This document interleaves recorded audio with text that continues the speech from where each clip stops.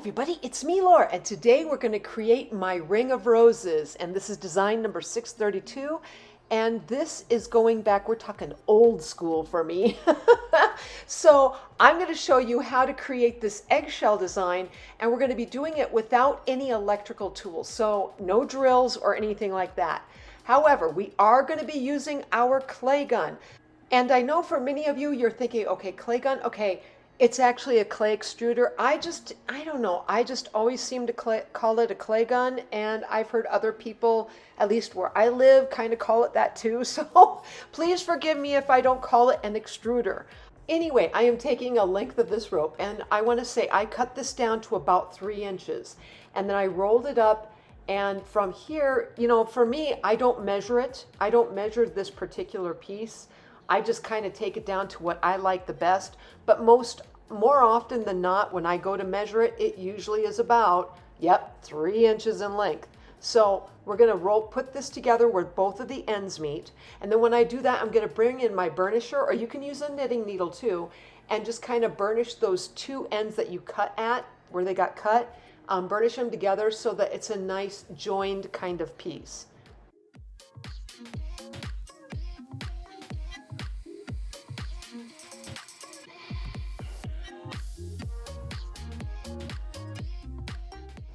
So I have already cut this opening on this eggshell, and we're just going to expand this to where I'm going to tap on the back side of it and create another opening with my scissors.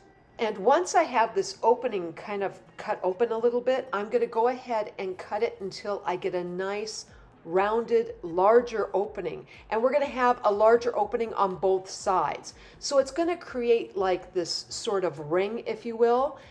I will say here also that the egg has not been bleached out. The liner is still on the inside of this eggshell. And part of this was I wanted to go old school. Okay, so I wanted to go and do this the way I used to do it way long time ago. For those of you who don't know, I have been doing egg work since 1996. So a very long time. And when I first started, this was how I did it. I actually used scissors to cut open my eggshells.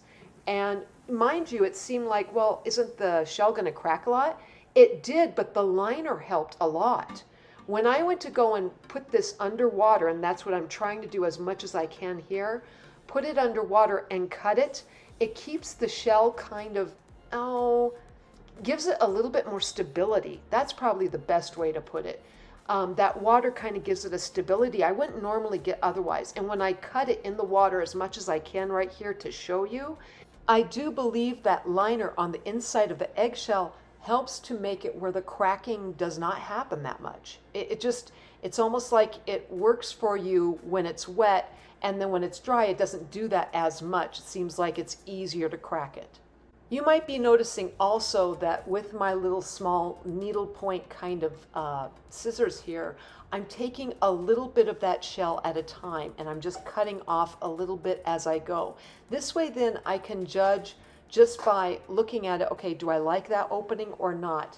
And if I don't like it, well, I'll cut a little bit more off, and so on.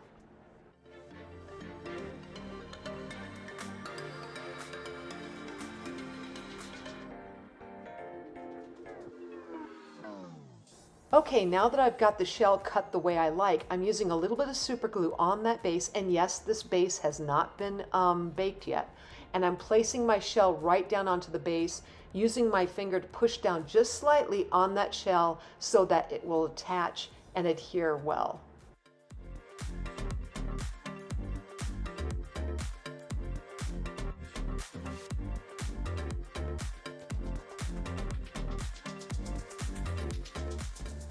Okay, so now we're going to start bringing in our clay gun one more time, and this is the ribbon disc in here, and I want to say I used the largest one I had.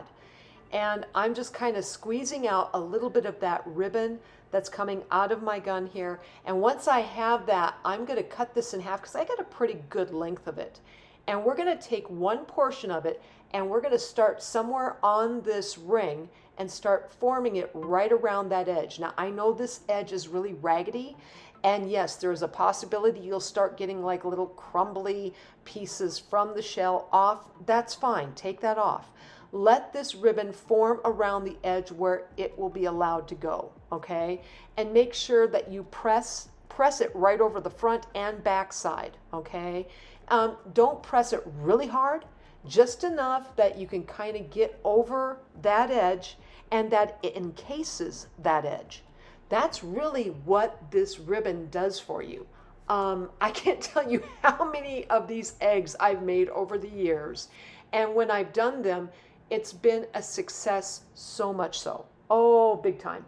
You would think that, okay, the shell is really fragile or whatever, but because I'm placing that clay around that cut kind of raggedy, jagged type area, it almost reinforces it where it makes it stronger.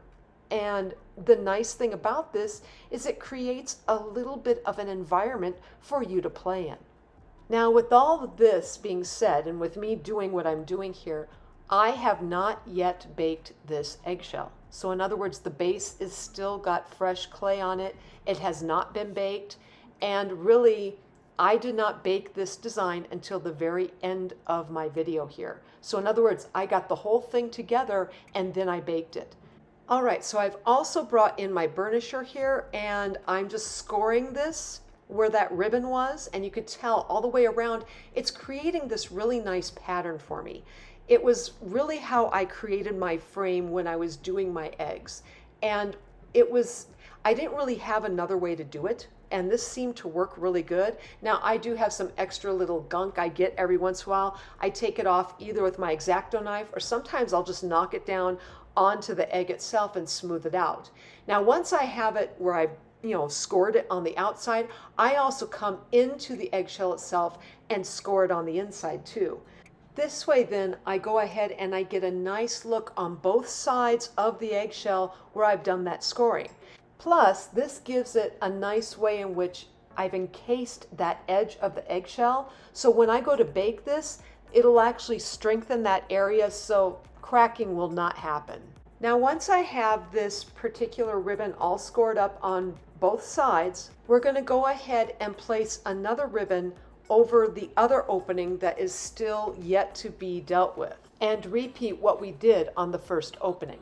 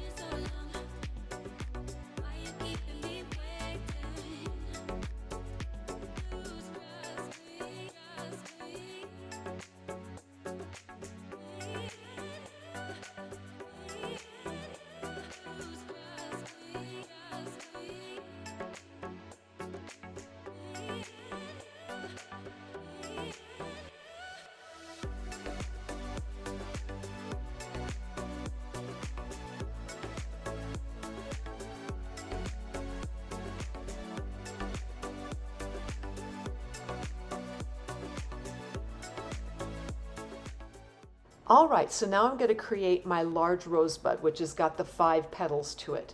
And I'm going to create my bud. I'll have the 2 around that bud, and then I'll create the 3 petals around that, and then 5 around the 3.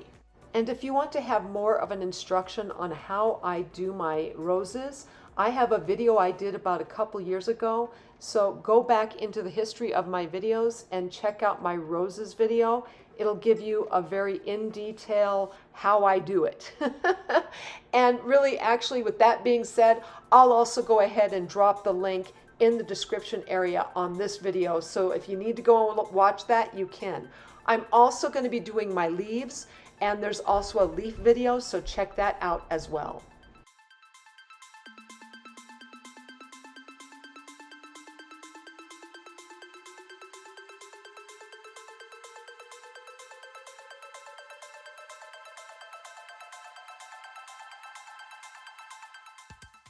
Okay, now that I have my rose all formed up and I've got a bit of a stem on here, we're going to cut that flush. And I really want that to be as cut flush as possible because that will make it easier to place this rose into the eggshell itself. I'm now going to also form up a ball, and I want to say this thing wound up being a 1/2 inch in diameter, which is not terribly big, but big enough that what we're going to do is we're going to put like a little dab of super glue at the very bottom of this egg. Okay, we're going to place that ball in there, and then I'm going to push it down onto the eggshell with my finger. Okay, this is going to create a nice little platform, if you will, to set whatever you want in here. And in this case, it's going to be one of my roses.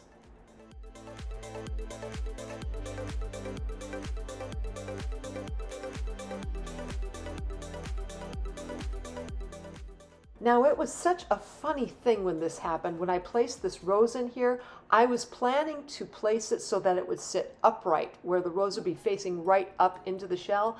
And actually, it sat where it was at an angle, and I liked it so much better.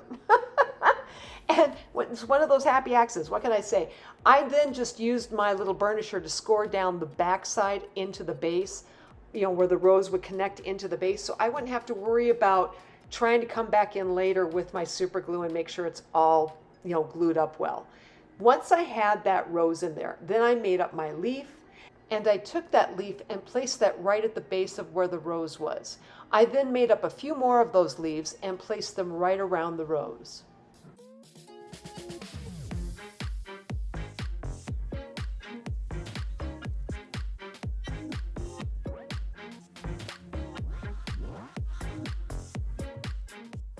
Now you might be noticing here that I am using my needle tool a lot. And this became one of those tools when I'm placing in roses and leaves, your fingers are too big. They really are too big. And you need something pointed to just kind of get it in there so that it'll adhere and kind of look nice within the design or the composition in the eggshell. And my needle tool was a huge benefit to me when I was trying to put compositions like this together.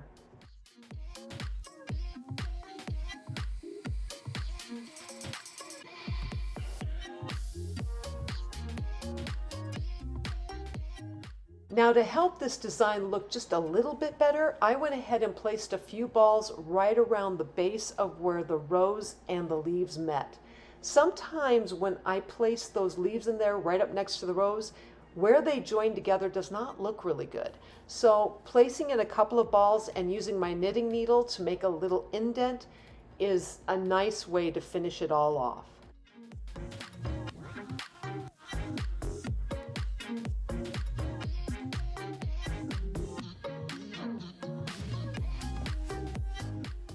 So after working inside the eggshell, we're finally going to get to the outside, and this is so much easier.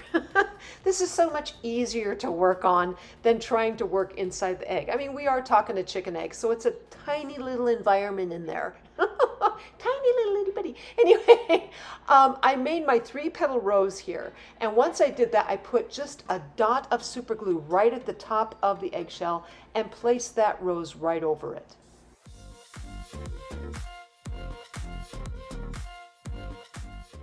Now that I have that rose right on the top there, we're going to go ahead and create a few more leaves, and we'll place those leaves right around this rose that's on the outside of the eggshell.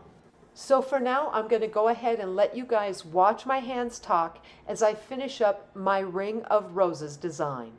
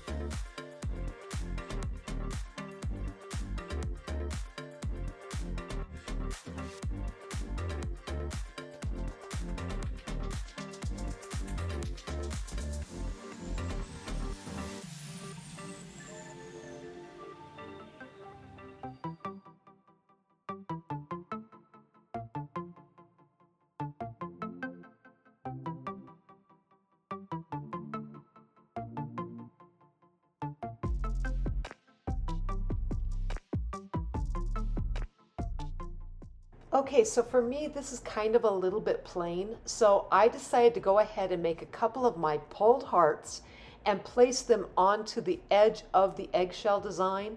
So like right here, right at the base where the rose and the leaves are, it gives a nice little added touch. And then I decided, okay, maybe not just one.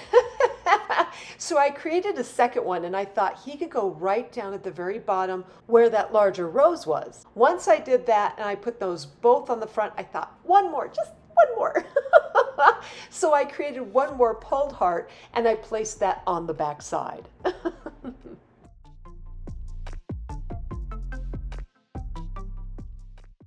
Okay, so this is the end result of creating my Ring of Roses design. Please use this for study and reference. And if you like this video, please like, subscribe, and leave me a comment. I'm always wondering what you're thinking. Otherwise, I am sending out my biggest hugs to each of you, and I hope you have a fantastic day.